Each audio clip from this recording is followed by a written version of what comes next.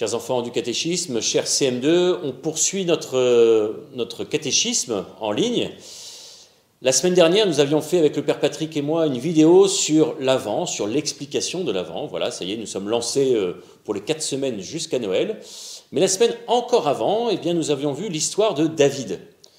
Et juste pour te faire mémoire, eh bien, nous avions commencé à voir d'abord la royauté au sein même du peuple juif, au sein même d'Israël.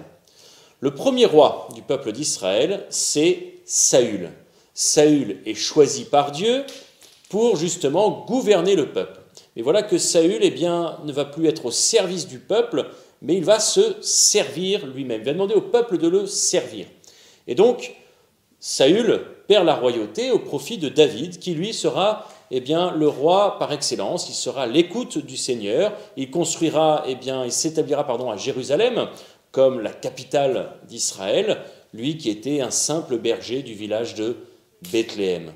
Parce que David venait de ce petit village de Bethléem, le lieu même où, des années et des milliers d'années plus tard, Jésus naîtra. Ce qui est important pour nous ensuite, c'est de saisir que David aura un fils qui s'appelle Salomon. Salomon, était un jeune roi. Il règne sur un peuple qui est déjà unifié. Il règne sur un territoire, si tu te rappelles, c'était la promesse faite à Abraham, il sera béni, il aura une terre, il aura une descendance aussi nombreuse que les étoiles, et voilà que Salomon règne sur ce peuple nombreux et unifié. Il a épousé la fille de Pharaon, et justement, l'Égypte, souviens-toi, Israël était esclave de l'Égypte, et voilà que Salomon est un roi indépendant. Et puis sous Salomon, on mesure aussi la réalisation de la promesse faite au Seigneur. Enfin, le peuple juif habite en terre promise, comme le Seigneur le lui avait promis. Et puis Salomon, il va faire un songe. Il va faire ce qu'on appelle le songe de Gabaon.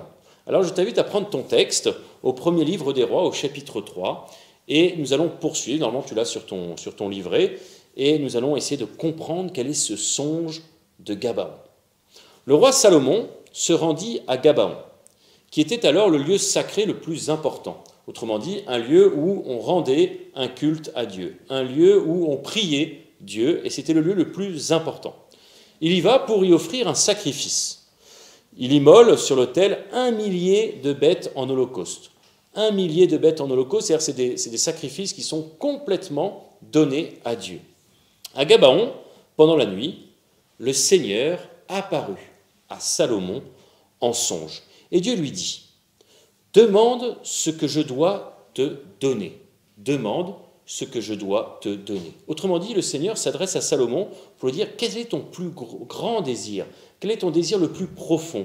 Qu'est-ce que tu veux dans la vie? Qu'est-ce que je peux faire pour toi ?» Et cette question de Dieu à Salomon, il te la pose aussi. Qu'est-ce que toi tu veux au plus profond de toi? Et Salomon répondit, « Tu as traité ton serviteur David, mon père, avec une grande fidélité. » C'est un fait, Dieu a été fidèle vis-à-vis de David. Lui qui a marché en ta présence dans la loyauté, la justice et la droiture du cœur envers toi. Tu lui as gardé cette grande fidélité, tu lui as donné un fils qui est assis maintenant sur ton trône, Salomon, fils de David, serviteur de Dieu, comme il se présente lui-même. Ainsi donc, Seigneur mon Dieu, c'est toi qui m'as fait roi, moi ton serviteur à la place de David. Salomon reconnaît que sa royauté vient de Dieu, que son autorité vient de Dieu, et il n'est que l'humble serviteur de Dieu, que l'humble instrument de Dieu pour servir le peuple. Et il poursuit en disant « Or, je suis un tout jeune homme, ne sachant comment se comporter, me voilà au milieu d'un peuple que tu as élu. C'est un peuple nombreux, si nombreux qu'on ne peut ni l'évaluer ni le compter. » Qu'on ne peut ni l'évaluer ni le compter. Fais mémoire, c'est exactement ce que Dieu avait promis à Abraham. Donne à ton serviteur un cœur attentif pour qu'il sache gouverner ton peuple et discerner le bien et le mal. Sans cela, comment je pourrais gouverner ton peuple, qui est si important? Autrement dit, Salomon, il ne demande pas la richesse, il ne demande pas le pouvoir, il ne demande pas la gloire, il ne demande pas la reconnaissance, il demande la sagesse. La sagesse, c'est important parce que la sagesse, elle me permet de discerner quel est le bien et quel est le mal. La sagesse, elle me permet de discerner, de voir quelle est la volonté de Dieu. Et plus je suis à l'écoute de cette volonté de Dieu, plus, eh bien justement, j'apprends à vivre le bonheur que le Seigneur veut me donner. Lorsque je réalise la volonté de Dieu, je suis sur ce chemin de sainteté que le Seigneur souhaite pour moi. Eh bien, le Seigneur lui répond, parce que cette réponse de Salomon plut au Seigneur, il lui dit, « Puisque c'est cela que tu as demandé, et non pas de longs jours, ni la richesse, ni la mort de tes ennemis, mais puisque tu as demandé le discernement, l'art d'être attentif et de gouverner, je fais ce que tu as demandé. Je te donne un cœur intelligent et sage, tel que personne n'en a eu avant toi et que personne n'en aura après toi. Et en plus de ça, eh bien, je te donne aussi la richesse, la gloire, si bien que pendant toute ta vie, tu n'auras pas d'égal parmi les rois. » Autrement dit, voilà que Salomon demandait la sagesse, la volonté de Dieu, et parce qu'il demande la volonté de Dieu, eh bien, il reçoit encore plus. Lorsque Dieu donne, c'est toujours en abondance. Et cette sagesse, Salomon, il en a besoin pour gouverner. Cette sagesse, Salomon, il en a besoin pour gouverner le peuple, élu et choisi de Dieu, pour être lumière des nations.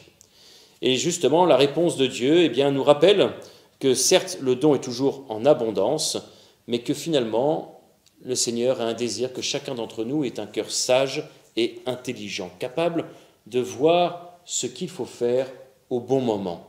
Un peu comme dans notre vie où on se pose parfois des questions, faut-il que je le fasse, faut-il que je ne le fasse pas, est-ce que c'est bien, est-ce que c'est mal?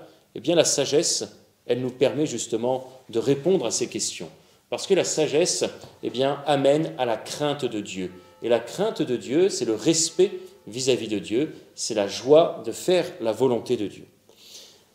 Ce que fait Salomon, ce que découvre Salomon, ou ce que remet à l'honneur Salomon, c'est le premier commandement que le Seigneur a donné à Moïse. Tu aimeras ton Dieu de tout ton cœur, de toute ton âme, de toute ta force. Tu mettras Dieu en premier. C'est ce que dira Jeanne d'Arc, Dieu premier servi. Dieu en premier. Et c'est peut-être cela que je t'invite à découvrir pendant cette semaine. La deuxième chose, c'est de demander à Dieu de nous donner sa sagesse comme gouvernail pour ma vie. Tu sais, quand tu es sur un bateau, là, en ce moment c'est le Vendée Globe, eh bien, chaque marin, là, ils ont un gouvernail pour suivre le meilleur cap. Et la ligne droite n'est pas forcément eh bien, le chemin le plus court. Parfois, il faut contourner certains vents de contraire. Eh bien, tu vois, le gouvernail de notre vie, il faut que ce soit la sagesse qui nous mènera à bon port. Ainsi, Dieu pourra vraiment nous aider dans notre vie de tous les jours, dans mon travail, pour vivre avec les autres, dans ma famille. Eh bien, peut-être que dans la prière que tu feras après cette vidéo, tu peux demander au Seigneur la même demande que Salomon. Seigneur, donne-moi la sagesse assise près de toi, comme dit le psaume. Je te souhaite une très bonne journée et à très bientôt.